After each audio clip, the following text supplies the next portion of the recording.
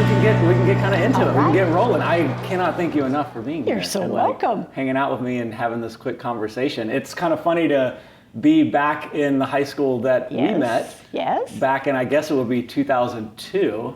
Okay, or I'm glad you 2003. remember the years because they've kind of scattered for me. Well, I know that I graduated in 2006, so I guess Okay, if I 2002 rewinded would be that right, a couple yeah. few, I would Okay. imagine you would have been teaching right around Yeah. that time, and that's where we'd have ran into each other. So Okay. it's so funny to be back here out of dress code, obviously. A little different scenario. Yeah.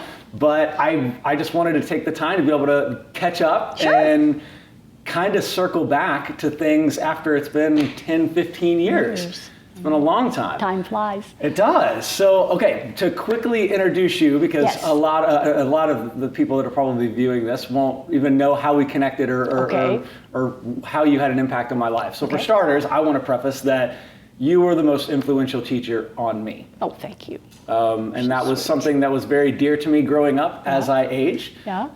A lot of the things that you like to promote and a lot of the things that you put, a lot of the energy that you put into me specifically was stuff I know at the time I probably didn't value near as much as I should have, but as I got older, I tended to realize more and more what you were talking about. Yeah. And it had more of a significant impact on my life and reverberated through. It's music to my ears. Yeah, well, exactly. I mean, I'm still here, alive and kicking, so you That's did something it. right. I did something right, Yeah, yes. so I that's the main reason why I wanted to have this talk, was to Okay. just kind of circle back and be able to express all of the thanks that I had over the years and the energy that you put into me, and also take the time and understand from your perspective what it was like to give that much of yourself to so many students, because I know I'm not the only one that was no. impacted by There's you. lots. Yeah, there was probably decades. Yeah, Decades. several. Decades of kids that were very, very strongly impacted by you. And I just find that incredibly fascinating. And I think that it's one of the greatest gifts that a human can be given.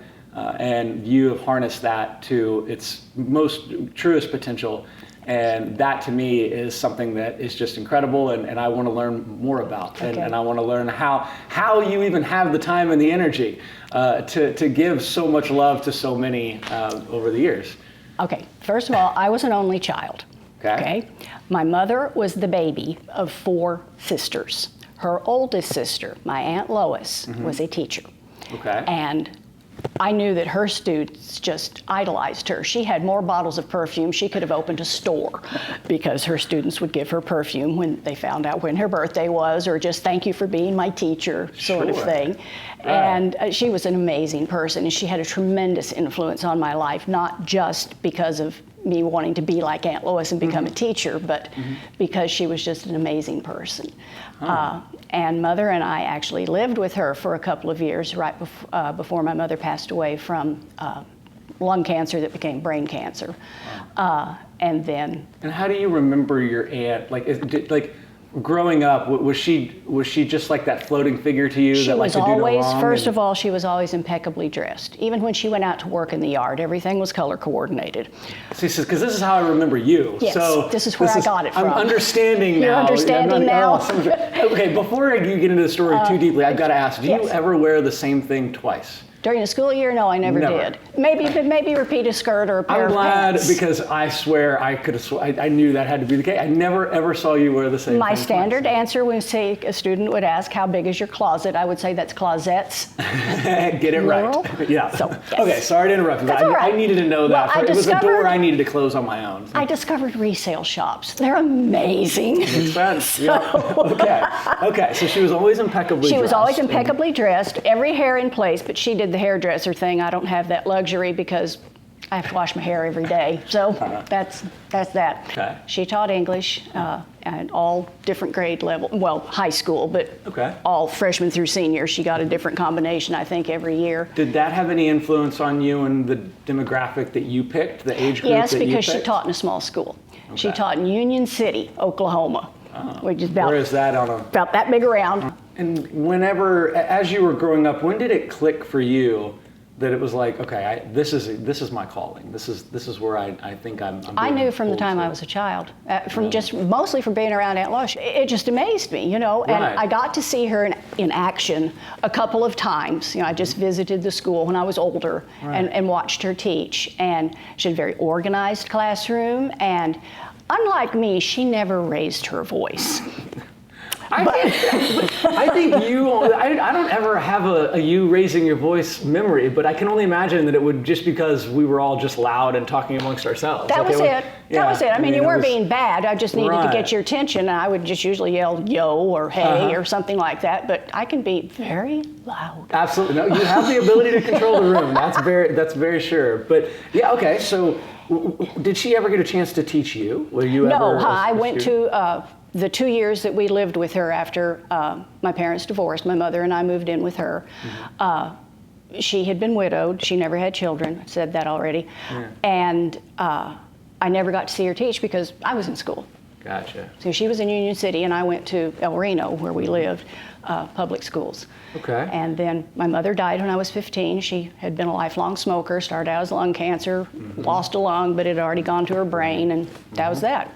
Okay. So it was trying, but in the meantime, Aunt Lois had met a man. She'd been widowed for a number of years, and she'd met a man who was just determined he was going to marry her. And it took him about 2.5 years to convince her that was going to happen. Yeah. But when they decided that they were going to marry, I knew it was time for me to move on. And my dad, in the meantime, had remarried and moved from Iowa to Illinois to Houston.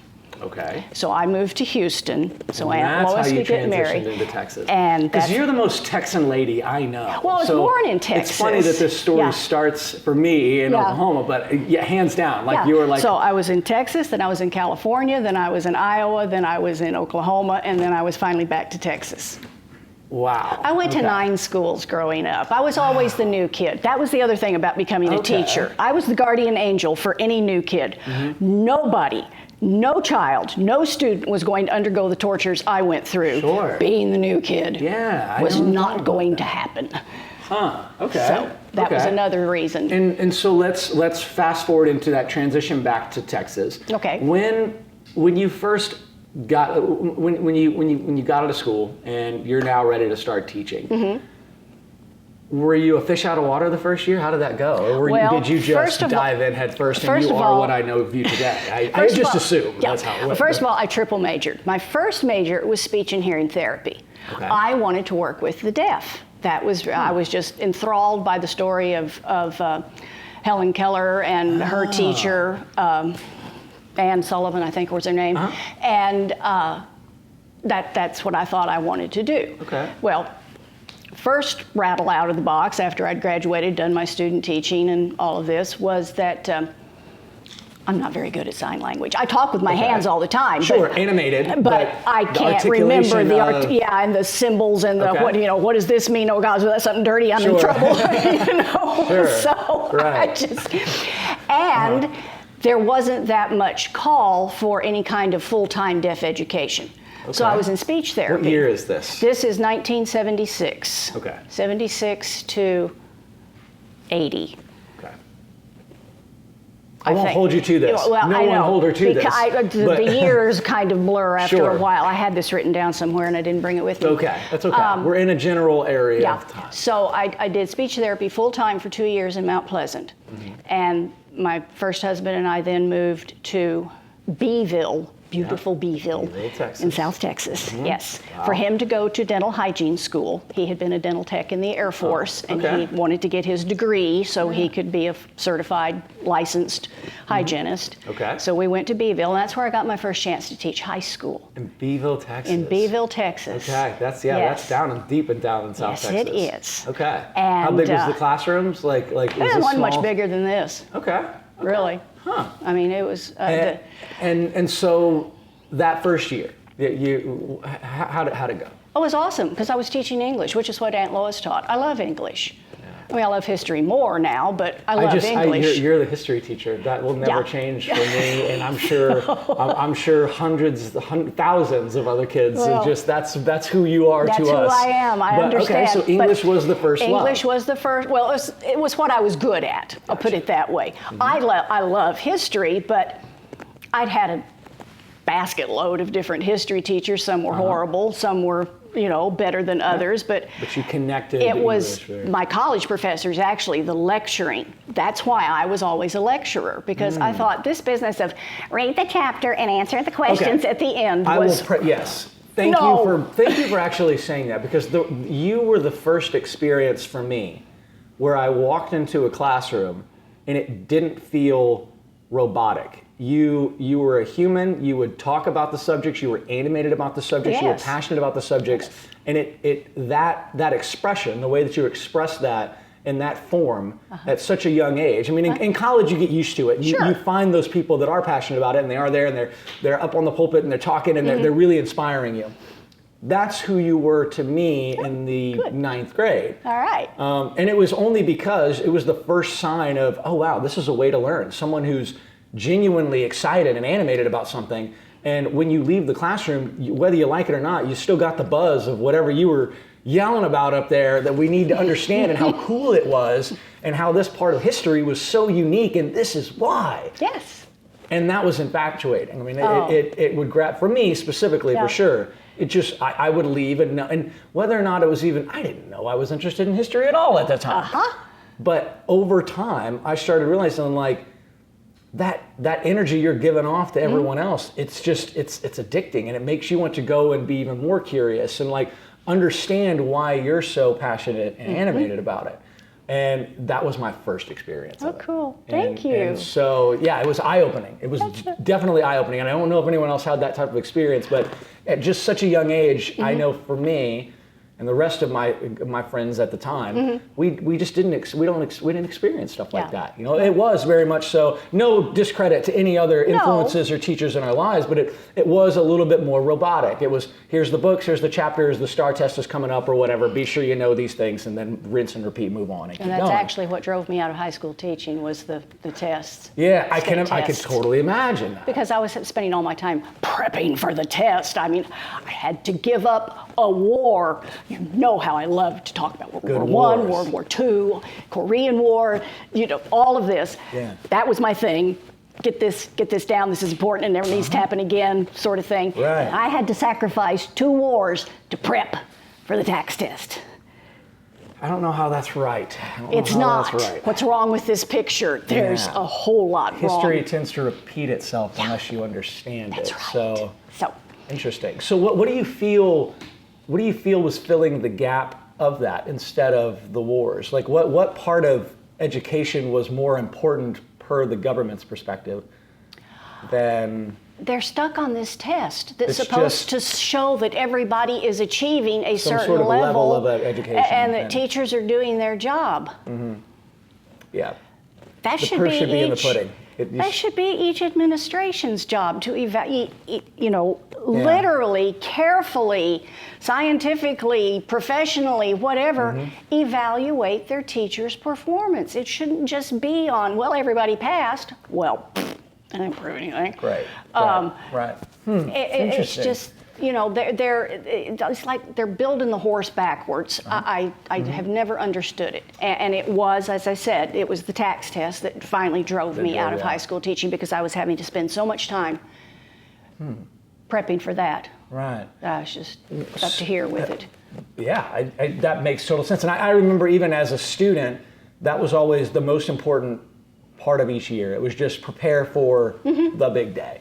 And I can honestly, I couldn't recall very much of, I couldn't even tell you the 2 different or 3 different types of tests were even necessary to pass. It's been so long, but I can tell you that I know a lot about World War II, and I know a whole lot about history in ways that really inspired me and now gave me more curiosity to search for other answers. The thing about history is it's a living, breathing subject. People say, it's history, it's over, it's past, why bother?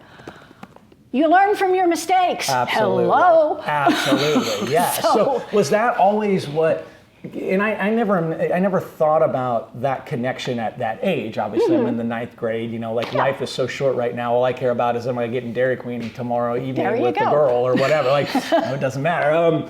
But was that the reason why you felt so drawn to it? Was that you enjoyed learning about the past in order to make the future better? Essentially, yes, because I had some amazing professors at Stephen F. Austin State University who ignited my desire to transmit that information in the manner in which they were doing. Gotcha. It wasn't someone standing up there at the podium going, blah, blah, blah, blah, blah, blah, write this down, blah, blah, blah, blah. Yeah. Shoot me now. Sure. I had very dynamic, very learned professors. I mean, obviously they were all doctors, had their doctorates, but they were animated lecturers, and it was hard sometimes to remember to take notes because I just wanted to listen. Yeah, you're just in fact, you're right. You're just absorbing like a sponge what they're telling you. So that's how I can totally relate to that. That's how we felt. That was my model, okay? And I thought if I ever get to teach history versus English or, God forbid, speech therapy, I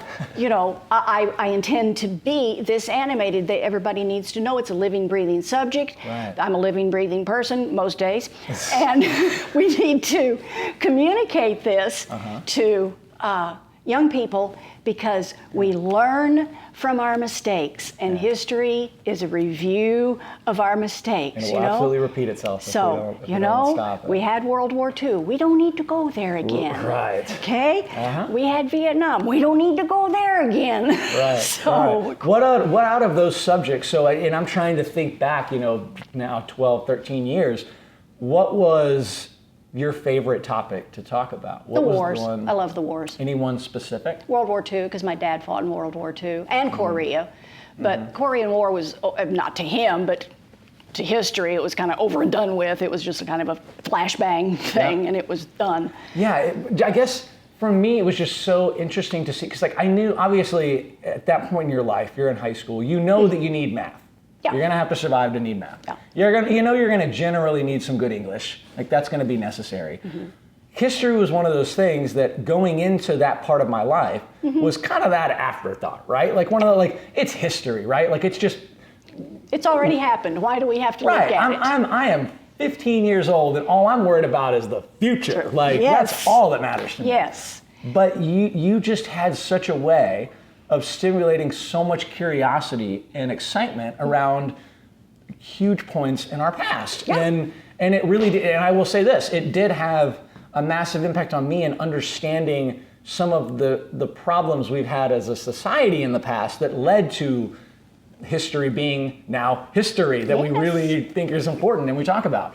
That impacted me significantly, way more than I ever gave credit to at the time, and it just kind of amplified over the years. So thank you for that. Thank you. I'm glad to know it. I got through. Oh, you did. It took slowly but surely. You got through it. So on that topic, what was it like, or what is it like? I guess because I'm not special in any way, different than the thousands of other kids that you taught, but I think that I am. Except that you have way more personality. No, yeah, right, and I'm sure that's only exuded by energy, excitement, and being loud and talking over you and causing commotion and being a troublemaker. I'm sure just is what part of the meant. landscape. Well, so what's it like having a kid like myself who's very kind of ADD, ADHD, energetic, and having to teach them and captivate them on a topic that at that time in my life, and I'm sure in many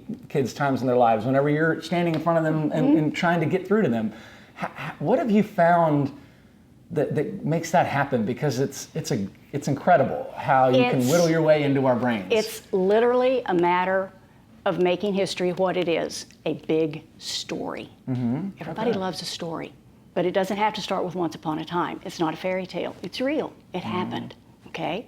So I don't know if you remember, but I would say, let's go back and visit the whatever, okay? Yeah. So we would step back in history. We're getting in our magic time machine and we're going back. And this is what you would look like sitting in the classroom. And I would tell you, you would have to be, first of all, depending on how far back we went, it would be boys on one side and girls on the other, if you were even in the same classroom. We just go through little things like that. You would do things that would set us up in the mindset that we're there now. And then it was, I have chalk, I don't use an overhead, I don't use a computer, I'm going to write on the board. If you need to sit closer to see it, change seats now. Yeah, absolutely. Right. Don't be ashamed of the fact that you're blind. I can tell when you have your face down on the paper, but beyond that. So, people say, well, you have to adjust for these special needs. Everybody's got special needs of some sort. Sure. Get away from me. I don't want to hear special needs, They can sit. Let's all be people and have a... They can listen. If they're incapable of writing or incapable of taking notes as like everybody, they can sit and listen. Right. Everybody's a little sponge if you treat them right. And I will say that too, is I remember so distinctly that, because I was nowhere near the smartest kid in my class. I was always like way behind the 8 ball, just because I was everywhere and my mind was all over the place, and I learned how to wrestle that later on in life. But tiny bit hyperactive. A little hyperactive, just a little hyperactive. You do know that I used to make you run up and down the hall whenever before class, just to get the energy out. Even if I, sometimes I'd look because I'm lecturing and it's kind of going on and on and on, and you started to vibrate in your chair. I could tell, I could see the signs, right. And I would say, Jordan, go up and down the hall 3 times. Go down the hall, right back, and come back. We'll 3 be times. We're on the same topic. Yeah. Right. And that being said, and you weren't the only one. There were others I had to do that No, not too. at all. Right. But I remember so distinctly too that you made us all feel equal in that process. And even though I'm sitting next to the smartest girl that I know, or the smartest guy that I know at the time, I felt like we were both absorbing in the same capacity, because you just gave so much energy to the story. Well, that's it. That It's we're a story. there together. History is a story. Yeah. And I love to tell stories. Yeah. So, I talk with my hands. People tell me I have a rubber face. I can make any look. Yeah, absolutely. Absolutely. Yeah, you would grab our attention so strongly that we couldn't escape. And remember, if I saw someone drifting away, I'd walk up and pound on their desk. Right. And, I'm surprised some of them didn't wet themselves, because I caught them totally off guard. Right. I mean, and at that time in my life, every class and it wasn't period, meant as punishment. It was just, pay attention. Yeah, exactly, right. It was like, be alert. Like, we're going on a journey. Get on the bus. Like, let's go. Exactly. And that was. And it just, at that time in my life, it was so wonderful to have someone educating in a way that we'd never seen before. And then also holding us accountable to, as we're learning, like, be a part of this journey. Like, you don't have a choice. Like, you're here. And I remember, class periods at that time, I don't know what they are now, but they were about 40 to 50 minutes. And there was 7 in the day, and boy, did you just count down the numbers on the wall with trying to get through the day. But 6th period for me always blew by. Good. And I just, that was always, to me, and I was very self-aware of how much I was absorbing during that time, and how that was just how quickly the time flew. Was a testament to how enjoyable you made that experience for me. That it wasn't just another class. It was we were diving into a point in time, and we're on this journey together. And let's all explore it. Let's ask questions. Let's try and piece this puzzle together that we don't quite understand, based on the story you're running us through. Yeah. And then I often told you, once you've got the whole picture, put yourself in it. Try to feel what they felt. Can you imagine how terrifying that would be, crossing the Great Plains in a covered wagon? Right. I'd have lost my mind. Yeah. Flat. I mean, I lived in Oklahoma. It's flat. Understand? Flat.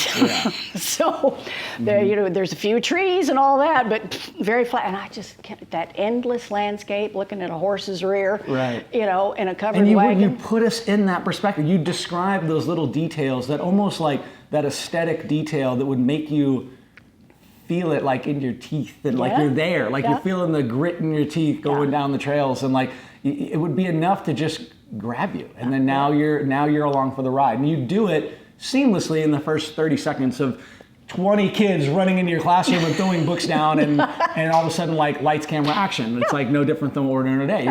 You were always on it, and I don't know how you ever had the energy. I don't know how you ever had, more importantly, the patience to corral all of us, but I know it.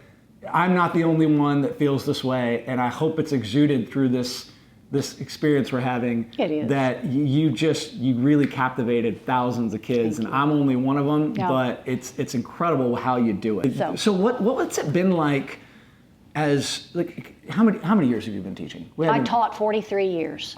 And so those 42, 43 years, was that all just in high school? No, the first 2 years were full-time speech therapy, which is all level, K through 12, whoever needs it. Wow. That was in Mount Pleasant. Then My first husband, he went to County College, and I got my first chance to teach high school, and I taught history. I taught English, but I was with high school students, and I was like, oh, no, this is where I'm supposed to be. So you knew, even teaching English at the time, that you connected more with that age very absolutely. well. Why do you think that was the case? I'm not really sure. I really am I've never analyzed why that was. I just knew that it clicked. I knew I couldn't do junior high. They're just too all over the place. They move too much, and remember I used to say that there was this primordial ooze that came up from junior high. That's what they are. They're ooze. So and then you polish them into shape. well, freshmen are slime, sophomores are mutants, juniors are perfect, and seniors are useless after Christmas. That was the mantra. So that's very true. it was when I had my first chance to teach U.S. history, I knew that was where I was supposed to be. English was fine. If they wanted to mix English and history, I could deal with that. But boy, if I could ever just teach history, that would be amazing. You know, you were in your zone. And I was in the zone. And I did teach history and English. I taught government. So, it all. How many years did it take to where you were just focusing specifically on the things that you really enjoyed? Here at East Bernard, I didn't have to teach. And what year was that? What year did you get to EB? What year were we graced with your presence? I should have brought that list with me. Oh, you're like general. Like, was it 85, 80? It was, I was here 12 or 15 years. I can't remember. And so not really in the 90s then at that point. Into the 90s. Right. Yeah. So I got you like almost right in the middle of it, if not toward the middle, the ending half. Okay. And so in that transition, what was it like coming to, Beeville is a pretty small town. Beeville was tiny. Well. I don't know if it still is, but it was still, tiny. Yeah, it's still, I'm sure oil had some effect on it. I'm sure they grew a little bit. But what was it like coming to my small town of East Bernard, Texas, and being in this environment? Okay, again, we go back to Aunt Lois. She taught in Union City. Union City was just a wide spot in the road. Sure. It had a school. It had some houses. I'm not really sure it had any businesses when she taught there, but her students worshiped the ground she walked on, and she had taught at the big high school in El Reno where we lived. And she said it was okay, but she said town children are just different from country children. And I thought, what does that mean? Means all the difference in the world. That's what it means. Did you ever? So did you teach? Did you ever teach in the city at the time? No. The biggest place I ever taught was Mount Pleasant. Okay. Because I'm pretty sure Mount Pleasant was bigger than Beeville at the time. Beeville's grown. Give or take a person or two, but so. Okay. So. But I wanted to stick to small schools. I knew I liked the small schools, not just because of Aunt Lois. I just was more comfortable in that environment. Okay. Is that a personal thing, like when you're outside of the classroom as well, or is it mostly that the kids are more on your frequency? A little bit of both. Okay. I like living in a small town. I had lived in Houston. I graduated from Robert E. Lee in Houston, Texas, and huge. There were like 668 people in my graduating class. Hello. Right. You got 2 seconds of fame. And then when you walked across the stage, took the diploma, shook the hand, and walked off. However long that took. Whereas, like here, obviously, you knew. Oh yeah. You knew every kid from ninth grade to their graduating day, and then and their parents, and their uncles and aunts, and like. And if I had stayed here I figured it out at one time that if I'd stayed another. It was 5, 6, 7, 8, somewhere in their years. I would have had the first offspring of one of my earliest students, and I thought that would have made me feel really old. we gotta bow out now. This is not the way. It's not the way the book's written. I retired before that happened. Okay, but before you retired though, you started teaching college as well. Yes, right? I did. Okay. The junior college approached me. Because they found out that I had the master's degree in history, so I was qualified to teach, at least at the junior college level. Yeah. And they needed night class instructors. So for several years, I taught high school all day and college all night, although it wasn't every night. It was just usually 2 nights a week, sometimes 3.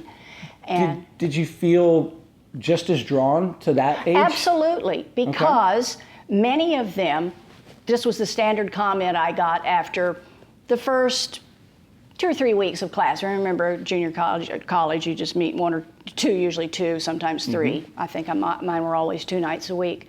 And they would say, wow, I didn't know history could be interesting. And I said, let me guess, you had Coach Knuckle Dragger for a history teacher, didn't you? Right.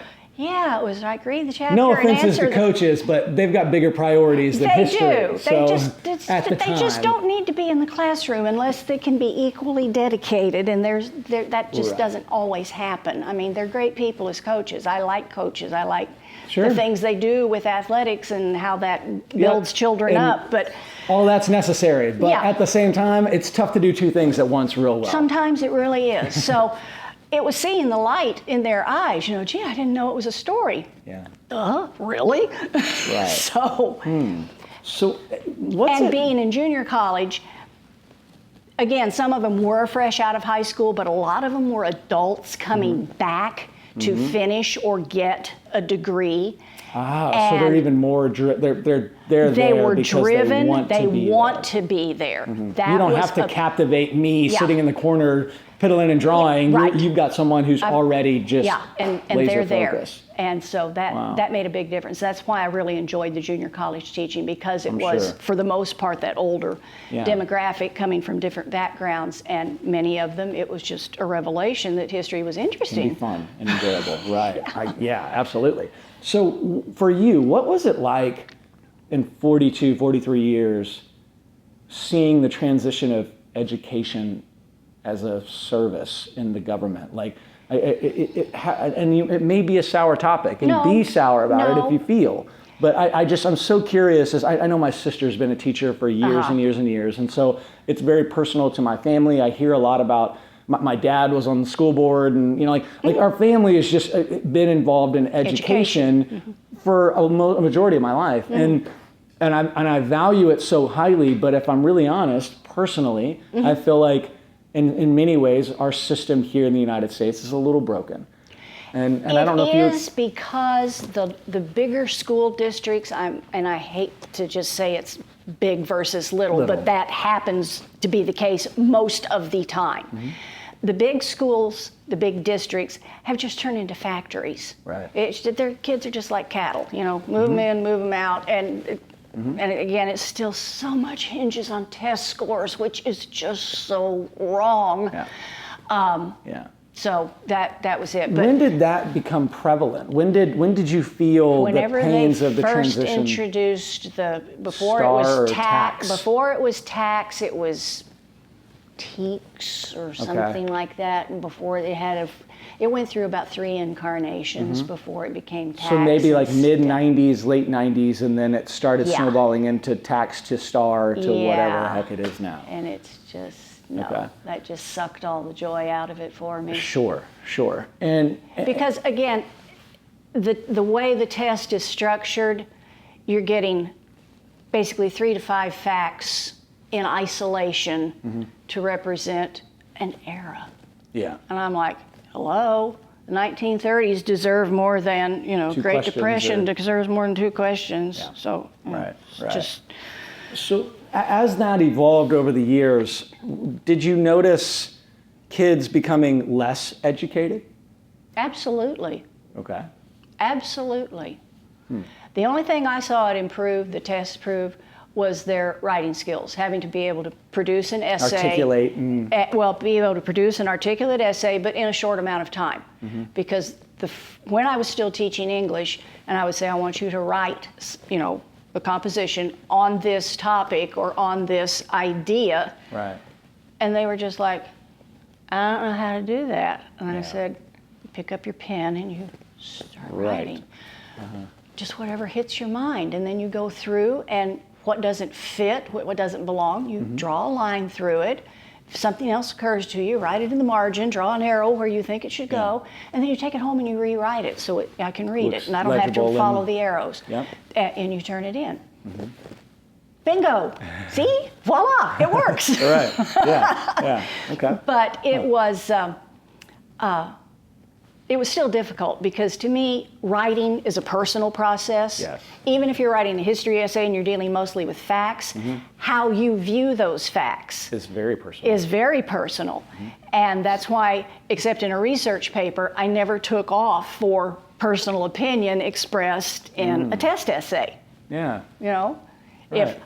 To me, that told me That means that you understood it. Absolutely. That means now you're Yeah. creating your own concept and Yes. perception of what you absorb. Yes. Yeah, that makes sense. You know, and you did get extra credit for it if you still left something out of the narrative that should have Sure. been in there. You lost some points for Sure, that, but but I was from never your going to penalize you for inserting personal narrative into the Right. process. Right. Was that the way you felt you could most connect with us?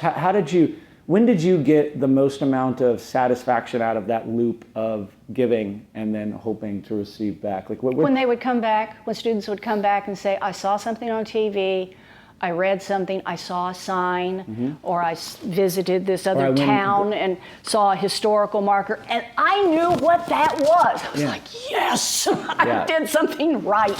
I Right. planted a seed, it's there. Okay. So, Okay, so throughout all that tax and STAR test aside, and I think we can kind of sort of agree that education's getting a little bit diluted as technology and government get more involved in the real direct process of education. How's it been for you to fight the attention span of us? Because I know I had a very low attention span at the time, and technology was nowhere near prevalent in my Right. life. right. Knowing now that I can pick up this phone at any point in the day as a student and can get on Instagram or Facebook and completely scramble my mind and what should my attention be focused on. How's it been fighting that over the years? What's it been like to see that influx of technology and trying to find I it? tried my best to not rant and rave against it, you know, in Sure. class. Embrace it as it in, comes. in lecture. But I would say to them from time to time, this topic I could talk on forever. But we have limited class time and we need to move along. So what I want you to do is write down this sentence, underline it, and then beside it write Google it. And I want you to read about it. Because I'm going to Google it and I'm going to pull a couple of random questions from the Google narrative and stick it on the test. Right. Hello. Yeah. So you would just say, hey, look, like you're leaving this kernel in there. If you want to do well, take a little bit of your time, whatever you get. because I find most textbooks useless. They chop it up. They're too wordy. Whatever. Right. I'm a big fan of Google because it condenses things well. And I guess here's a dumb question. How do you No decide? dumb questions. No such thing as a dumb question. Challenge me. No, how do we decide what textbooks to use? What do you have to? I don't have a choice in there. If you teach for a public school, you take whatever's handed you. Okay. Same So, thing in college. Again, another dumb question. All of Texas textbooks are the same? Or all of, like, how does that You usually work? have a choice of textbooks. You know, it's time to adopt a new history textbook. Okay, you'll hear from McGraw-Hill. You'll hear from so-and-so and so-and-so. There's usually 5 or 6 companies. And their reps bring their materials books. out for you to review. I Okay. reviewed a couple of textbook offerings when I was here. And So I just feel like that's the blueprint for what you're well, like. it is. And personally, the longer I taught, the stupider the textbooks got. Yeah. Because they were responding, or what I didn't feel like it was responding, they were giving in to this, don't make them read so much, let them see it. So we had lots of pictures and charts and graphs, which is fine, but Right. the narrative was lost. so diluted, Right. I was like, wait a minute, you're leaving out half the story here. What's Yeah. wrong with you people? Right, But again, right. it comes back to with the internet, with computers, students' capacity to read for long periods of time, I don't care how bright they are, has just been greatly diminished. I mean, I read for fun. Yeah. That's what people say, what are your hobbies? Reading. Reading. What are your hobbies? Reading. You know, that's it. Right. But kids, students today, everything comes off television, whether or the computer with YouTube and you know everything else on there. Right. They would rather Google it than they would look it up in a book. Textbook. Right. So you embraced that then. That surprised me because I would have thought that embraced would it have been more because I couldn't challenge. get away from it. Gotcha. I always told them on their research papers, I said, you have to have 2 book sources and you have to cite from both of them.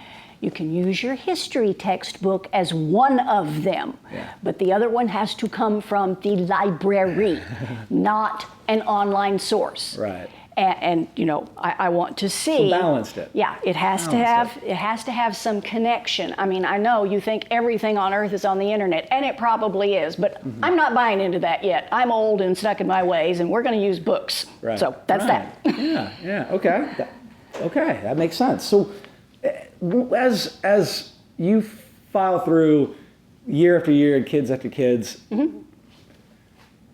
what's it been like having dummies like myself grabbing your attention and going, let's go have dinner, like let's catch up, and has it been, I mean, 40 years, the amount of lives that you touched and the directions those lives have now gone have got to be extensively incredible. 43. Sorry, 43 years. Yeah. How have you kept those relationships going, and what's it been like to see those cultivate over the years? It's one of the greatest joys of my life. I mean, I've told you this before. I never had children of my own, you know, natural born children. So I used to tell people, God didn't give me children, He gave me students.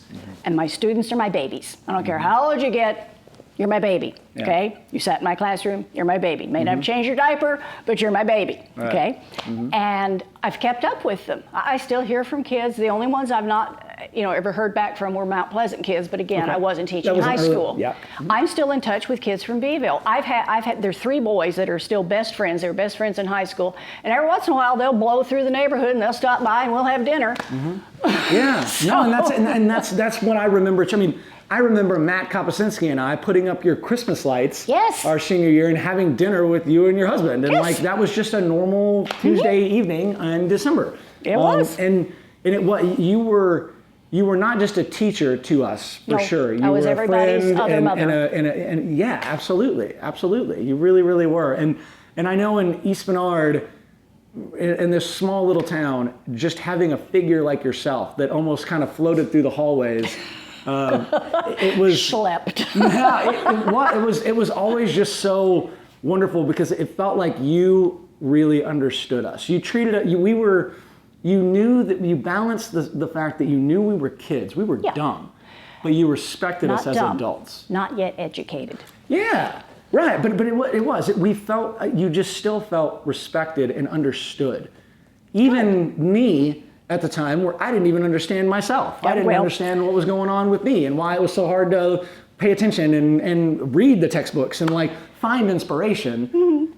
You seemingly connected those dots effortlessly and just kind of led a horse to water and shoved the head down the trough. A lot of it was experience. The longer I taught, the better I got at identifying them. I mean, I may have already said this before, there were times where you would start to vibrate. Yeah. You were trying your best to pay attention, but you would literally start to vibrate, and I would tell you to go run up and down the hall 3 times. Do you remember that? Absolutely. Okay. Absolutely. See? And I didn't have a problem with that. I would rather you not be miserable and vibrating and not taking notes than be out of the classroom for the time it took you to run up and down the hall for 3 minutes. 3 times. Yeah, and you had that connection with me, but you had that connection with so many other students too. It's important to understand what you're dealing with. I mean, if I just wanted to be a lecturer, like some college lecturers, they come in, somebody else takes roll. They don't even take roll. Right. They flop open their notes and they start to talk. And they sound like, wah, wah, wah, and I'm like,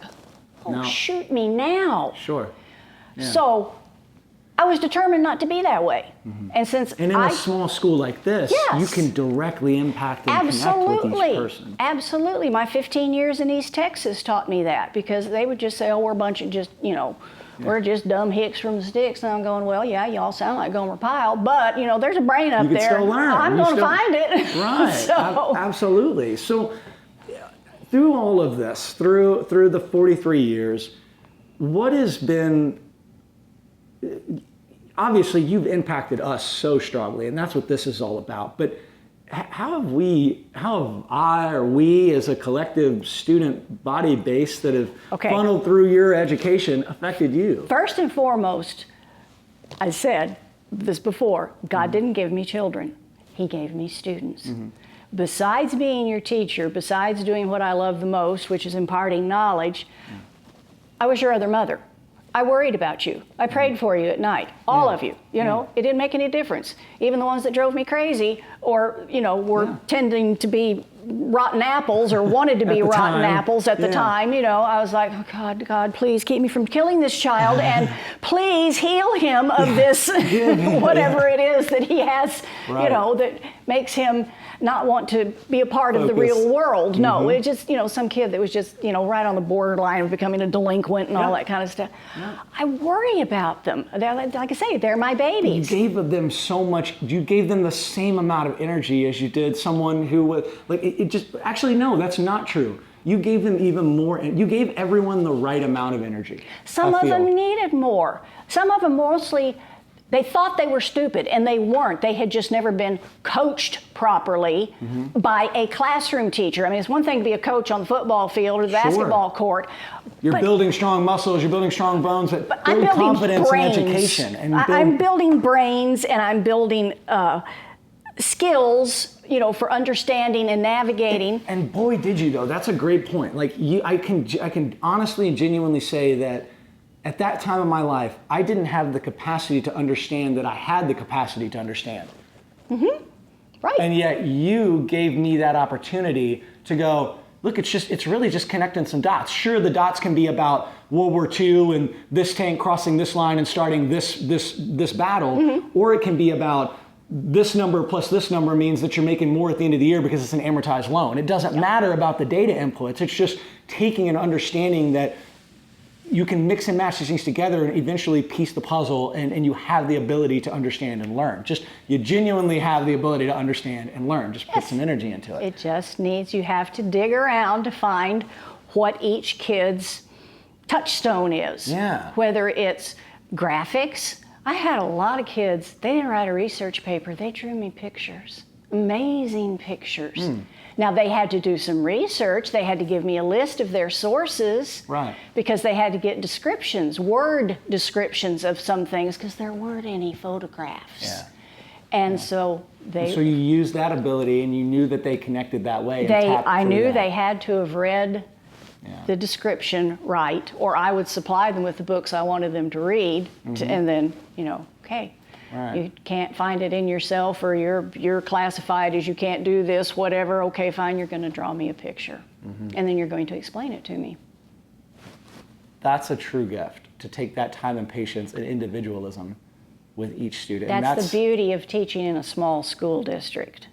Yeah. I don't know that I could have done that had I stayed, say, even in Mount Pleasant, because it grew, possibly even Beeville. I think they're probably 5A now. Right. And they were only 3 or 4A when I was there, so it felt not You quite still had that. as small and intimate as East Bernard. And I cannot agree with you more. I know that at the time, if you were to ask me sitting in your classroom on one of these desks, I would have told you I would cut off this arm to get out of here. Give me into a bigger city, even though I didn't even know what that meant. It was just, you know, you're the only, I wanted out of this small town more than anything. But as I've gotten older, I've come to realize just how incredibly influential and well-rounded that has allowed me to be. Coming and being raised through this experience and through your experience, it's definitely made me who I am today as a result, and I wouldn't have changed that in any other way now. I always, you know, every year at graduation, they were shaking my hands or whatever, and they ain't ever come back to this one horse town, and my answer was always, wait till you have children. Yeah. And now that's the case. I'm going to a wedding this evening where I'm going to see all my friends from high school, and sure enough, a majority of them are living here very happy and blessed with a ton of kids, and the cycle is rinsing and repeating itself. And guess what? itself. They came back, didn't they? Yes. Yeah. And yeah, exactly. And it is. It's so cool to see that evolution. So,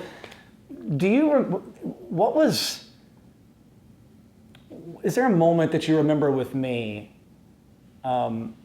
where you felt most connected to me? The first time you passed a test on the first try. Okay. Because you had such a hard time concentrating. You would just give up on a test because Right. you could only focus for so long. And that just, didn't register with me at first. And so you'd do fine on, say, the true-false section, which was usually first. And then you got to the multiple choice section and, your brain is starting to wander and you'd be eeny, meeny, miny, mo, and then forget the essay. That wasn't going to happen. Right. So, all the brain power is already used. You're running on E now. so it was a matter of, had you gone through the special education, and been branded as this and that? No, you just needed some modification that I could make. My classrooms, my class, I'll take the time to do it. If somebody's got to do it, I'm the one. If he's going to, I don't want him to fail this class just because I know he knows the knowledge, but he can't, spit it Express out in the way I want him to. So Yeah. you took the test in sections, sometimes over 2 days. Yeah, I definitely remember that. Yeah. And you weren't the only one I did that for. Did I go through all the hoops of, is this special ed approved? Is this principal signed off on? No. And I think that was almost why, as students, I remember very well that you weren't by the book. You were just doing it with the right means that you had in order to get the job done. Yes. And it wasn't, if it meant breaking the rules, you broke the rules. Don't tell other teachers I'm doing this. We're doing this today because this is the right way it should be done. And I know, again, back from growing up and having gone through that education process and just thinking that this is the only way it's done. And all of a sudden you walk into your classroom and it's like, guess what? Today we're doing it this way because it's just the right way. We're going to go about it, and who cares what the book says? Like, don't tell anyone about this. Let's go. Let's get on the bus and go on a journey. And that, I know, had a huge influence on captivating us even more, because at the time, that type of structure was so important, and you just took a big old wrecking ball to our understanding of how education should be. Right. And it really, I know, again, for me, allowed me to connect with, okay, like this person gets that there is black, there is white, but in gray, you can get a whole lot done as well. Oh, yes. And it was cool. It was just a really cool experience. It almost felt like wrong. Like, it almost felt like you were kind of like sneaking around the process. But it made it more enjoyable. It made us more engaged. That was it. Students need to be engaged.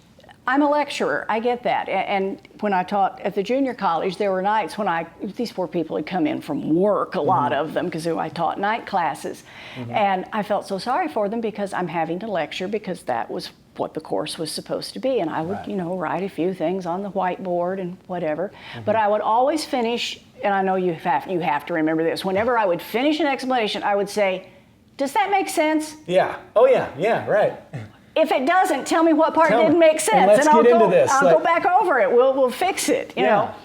And the first time I did that in a junior college lecture, I didn't say anything else. I said, "Does that make sense?" And I just stopped. And it took them several beats, and they looked up and they said, "Are we done?" No. I asked if what you just wrote made sense. Look at it. Read it. Yeah. See if it makes sense.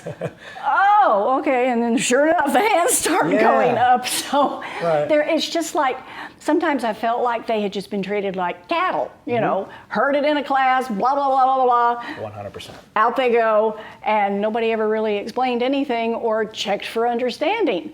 I always thought teaching was part of checking for understanding. Yeah. Yeah. Oh, absolutely. I got a big vocabulary. I can explain things lots of different ways. Right. If it didn't make sense this way, let me flip it around a little bit and maybe it'll engrave. Yeah. So, do you miss it? I do. It was the tax test that drove me out. If I could go back and never have to give another state mandated test, if I could just teach, I would do it. But even the junior college started, what made me stop at the junior college was I had to go to a training session. I don't think I need to be trained. Years Tell old. me if history changed. I don't need training. Need a training session on this computer app or that doodah or whatever. So, do you think that you will? I mean, it sounds to me like you are closing that chapter of your life. Slightly. I am, except if any kid ever needs help, all he's going to do is pick up the phone and call, text me, email me. I still get I'm sure. I you get emails all the time from kids like me going, hey, can I pull you into a classroom on a cold Saturday afternoon in Texas? Yeah. Oh, honestly, they especially those first few years after I retired, and I still had high school students who are now in college. I get emails all the time. I know we went over this, but I can't find my notes. Can you refresh my memory? Sure. You know, type it out, send it off. So not a problem. Do you feel like you're still connecting into the thing that you enjoy, or do you miss it at all? Is there a miss, or do you feel like you're still finding a way to be involved? I miss lecturing. I love lecturing. I love talking about history. I love teaching history. Yeah. Again, it was the tax test that drove me out of high school, and then the college was suddenly insistent that I have to go sit through some idiotic presentation on something that has no bearing whatsoever on my subject matter, because I'm part-time, I'm just hired labor, you know. Really don't need that. Sure. So as we kind of bring this to an end, where do you see education going in the future? And as an very experienced educator, what advice would you give to that direction? I truly wish that schools in general, whatever level, technology is great. It has its place, it has its uses, but there is so much more that can be done for understanding and connecting with your students, talking to them, checking for understanding by making them write or making them retell it or explain it. And I know the first year I taught in East Texas, I explained something. This was in an English class actually, but I explained something and I just got these blank looks. So I did it on the board and I used diagrams. Well, that turned the light bulb on for about half of them. So I said, all right, if you still don't understand it, those who do understand it, raise your hand and keep it up. And they did. I said, now you who didn't raise your hands, go find one of those. Go talk to them and let them explain it to you. I just may not be using the right words. Right. And then if you have questions, holler at me. Yeah. We'll jump in and three-way this and figure it out. Worked beautifully. Wow. Because sometimes kid to kid, you know, beats absolutely. Yeah. teacher to kid. Right. Huh. Okay. And moving forward and as we progress down this path with education evolving, and do you think that the smaller classrooms is the answer? Or how does the classroom size, because I know my sister's always kind of talked about this, it's getting harder. Every year it seems the classrooms are getting bigger. The classrooms are getting bigger, and I personally think, you know, college classes usually have a cutoff depending on what room they're assigned. Right. I mean, if you're in a lecture hall and you can have 500, God forbid, grade 500 research papers, no thank you. I actually never understood how y'all did that. I didn't never understand how you even did 50 research papers. I couldn't read my own handwriting, so I don't know how you got anything done. Now they're required to be typed. Thank God for computers. Yeah. But it was a 3-part process. Read them through the first time, just see if they covered the topic. That was it. Just, did they cover the topic? You know, whatever their topic was. Did they deconstruct the topic in some way? Second read through, I'm hunting for errors. You know, just mechanical errors and construction errors, not factual errors, just, you know, this should have been a new paragraph, you know, this is a run-on sentence, whatever. Yeah. You can't spell worth crap. Guilty. And then the third time, I read it through, focusing just on how they handled the topic. Did they cover the topic sufficiently? Did they answer the important questions? Did they, whatever. And so then it was actually a 3-part grade. I would do an average. Okay, their grammar, punctuation, and spelling is a nightmare. So, you know, we're going to just we're going to do we're going to do a 70 for that, okay? Because I didn't fail anybody for that, okay? 70 for that. All right. Presentation, you know, of the topic, proper documentation, okay? There's a second grade. And then overall cohesiveness, you know, does it actually cover the topic? Was the properly, concept understood? Third grade, and I'd average them.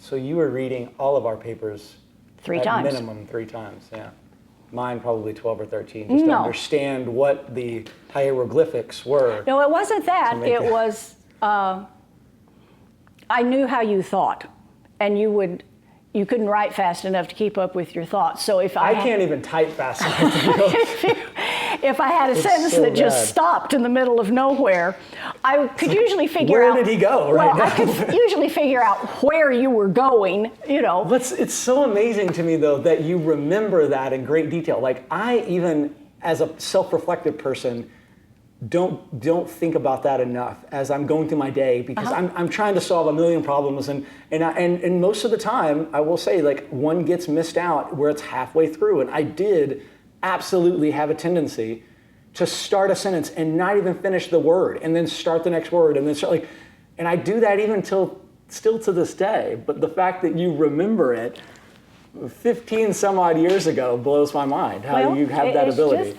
And you weren't the only one, you know. Yeah. So it was. Yeah. I did, you know, every student. I don't care if it's the valedictorian or if it's the kid who, you know, would really like to just be sitting in the corner sucking his thumb. I don't care. They all got. It was my best belief and firm determination that every student get treated equally. Yeah. Whether you're the valedictorian, like I say, or the kid that sits in the corner and sucks his thumb. Yeah. Every kid gets treated equally.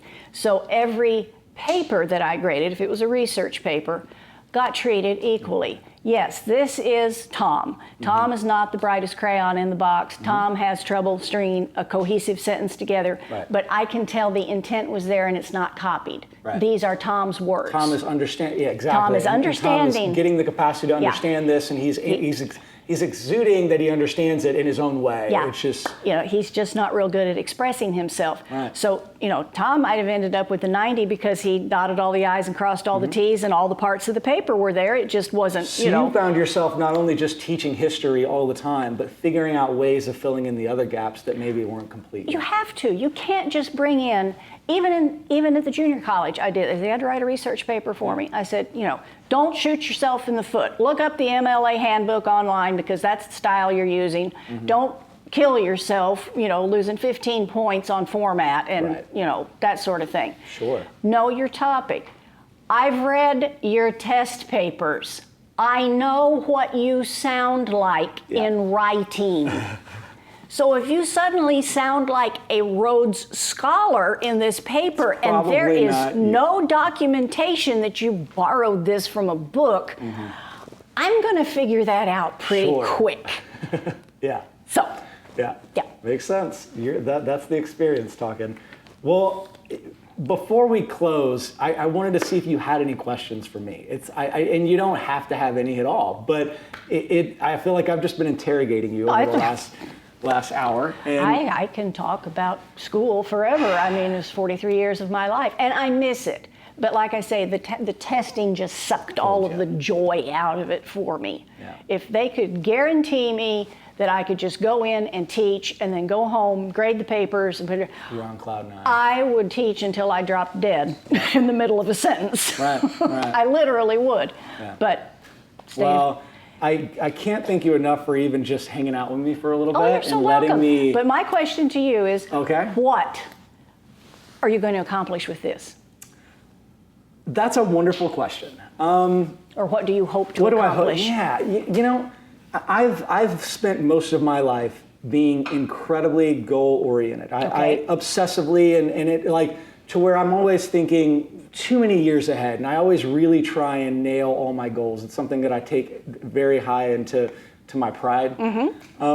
In the last few years, I've been trying to find ways that don't necessarily even have a goal. I just know that I enjoy them. Okay. And through this experience, it's really just allowing me to reflect with people like yourself that I would normally and typically not get a chance to have this type of conversation with, and learn even more about myself and learn where I was at the time with them, just to better understand my life and how I got to where I am today. So to really answer that question, I guess, is I don't know what the goal is. I just know that the more conversations I have in this format, the more I get to understand myself and better understand the people that really meant a lot to me in life, like yourself. And every single time I tend to walk away happier and more fulfilled and just more enlightened. Good. And so I don't know where that's going to go. I don't know who the next person's going to be. Okay. But I know that turning on these lights and sitting and having cool conversations like this tend to just open my eyes even greater than what the impact you already had on me was. You're sweet. Yeah, so that's really kind of the long form answer. Okay. I look forward to where it's going to head, and I'm sure there's going to be many, many other cool conversations to have, but you were one that, as this kind of concept was cultivated in my mind a few, I guess, months ago, maybe a year ago, you were that front runner that I knew at some point, it may not be the first one, it may not be the second one, but I want to sit down with you and just remember what it was like to be in this classroom, and you talking to me and just digging back into that feeling of what it was to be in 9th grade, 10th grade, and you influence in my life, and then just being able to give you the voice and the understanding of how much you impacted us. Oh, thank you. Because I know it may not be a ton of people, but a lot of our friends and a lot of people that we grew up with in our small town are going to be able to watch this, and they're going to remember your voice and remember the things that you helped me through, and the things and the ways that you helped them individually. You should open this segment with, you'll have this on tape now, with get out your notes. Yeah. Because that's usually what struck fear into everybody's heart. Either that or clear your desks, it's time for the test. Exactly. Monday morning. One of the two. Because if it was get out your nose, they're like, oh. Right. Clear your desk, it's time for the test. Oh, crap, I forgot to study. Yeah. Oh, yeah. Well, I could see that deer in the headlight look a lot. I'm sure. Yeah. It was every day. But you handled us so well, and I can't thank you enough for that. You're very welcome. You were such an important part of my life, and I know that over the years we've been able to have dinners every once in a while and be able to connect, not as frequently as I'm sure we'd like, but COVID will go away eventually. Eventually, right. What a weird world we're living in now. Yeah. But nonetheless, just thank you for being who you were and are, and it still blows my mind. I don't know what water you drink, but you have not aged a day. You're literally the same person, the identical person that I knew 15, 20 years ago today. Thank you. I don't know what you're doing, but it's working. It's real simple. I don't do sun. I've never done sun. I burn to a crisp within 15 minutes, so that's out of the question. I drink gallons of water. Okay. I would say Reese is always on me about the water. That's the. I would say that I eat right and exercise, but I don't do either of those things. Okay. So just no sun and a bunch of water. Got it. That's it. Now you know, all you girls on Instagram. That's the only key to lifelong health and longevity. Is just that's the key. Aging properly. Well, and positive thinking, of course. And that you always had. Because that's true. Frown lines aren't pretty. Right. That you definitely always had. You were always such a positive person. And so you need to shave so I can see your dimples. I know. I'm totally out of dress code today. Well, I it's apologize. not so much the dress code. I just miss the dimples. He's the most gorgeous dimples. I always loved his dimples. Well, we'll close this out. I got to give you a big old hug. I cannot thank you enough again for being here. This is awesome. I enjoyed it. I really appreciate you taking the time. You're so welcome.